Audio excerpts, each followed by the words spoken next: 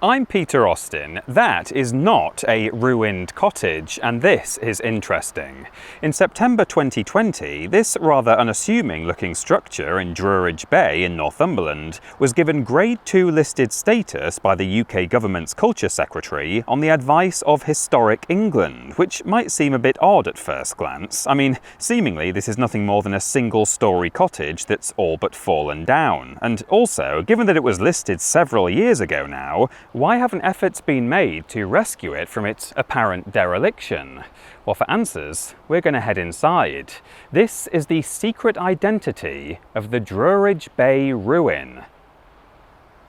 The first thing I should tell you is that this building is actually in near perfect condition. Seriously, it was actually designed to look exactly like this and was placed in this precise spot for very good reason.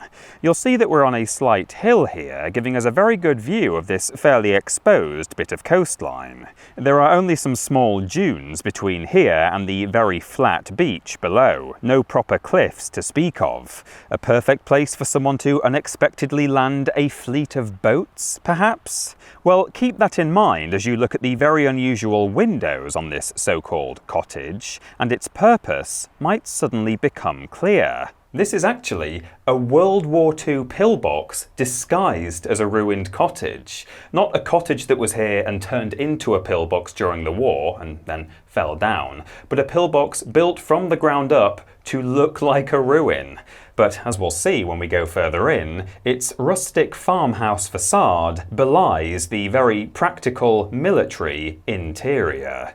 Most British pillboxes were erected in the summer of 1940 by the War Office Directorate of Fortifications and Works, typically following one of about a dozen designs. The concrete lozenge is what tends to spring to mind when we think of pillboxes, like this one further up the coast that's slowly being reclaimed by the dunes. But as it turns out, some of the structures had to break the mould because of where they were built, and they weren't all ruined cottages either. Here's one disguised as a greengrocer's shop in Kingston-on-Thames, and this is a supposed tourist information booth in London's Trafalgar Square. I'll show you some other brilliant examples in a moment. But what was it about this area that warranted a disguise? Well, not only would this flat, sandy shore have been an ideal spot for the Germans to beach their landing craft had they chosen to invade in the summer of 1940, but the exposed surroundings would have made it a tricky spot for the Allies to defend. It was clear this area needed some kind of defensive structure, but it's no good just plonking down a whacking great lump of concrete in a spot like this. If the enemy were to commit to landing here, it was important that the defence forces could maintain the element of surprise. And hey, who'd expect any resistance from an old cottage that apparently didn't even have a roof? Of course, up close, the invaders would likely have spotted the building's towels, but by then it would be far too late. Despite how it looks from afar, the pillbox actually has a flat concrete roof, reinforced walls, and gun embrasures in its windows. Each one of these is cleverly recessed from the outside to maintain the look of a cottage window at long distance, and there are concrete shelves underneath to act as elbow rests for the soldiers firing at the German landing parties. Indeed, as quaint as this building's exterior might seem, the War Office really weren't messing about here. As well as erecting this structure, they placed other traditional pillboxes in less exposed parts of the bay, anti-tank blocks were positioned right across the beach, an anti-tank ditch was dug behind the dunes, and they even laid mines in the area as well. I better watch where I'm walking. Now, it's true that a great many pillboxes had at least some level of camouflage. Many were covered with earth or built into the existing landscape. Others were painted, covered in foliage, or had camouflage netting hung across the walls. But it's these structural facades, like this collapsible shack exterior, that are really the most impressive.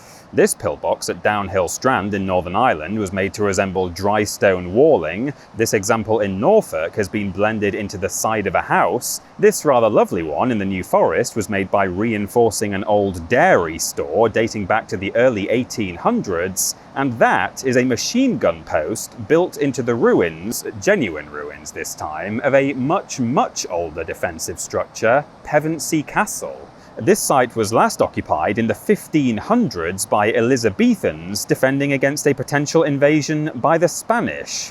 Strange to think it was briefly under military control again 400 years later.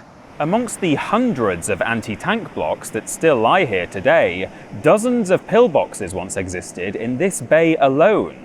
And while most of them have been removed and others are being lost, almost literally to the sands of time, our ruined cottage still stands proudly on Hemscott Hill. A wonderful example not only of a beautifully preserved World War II fortification, but of the ingenuity that underpinned the British war effort, both abroad and at home. I've been Peter Austin, and that was interesting.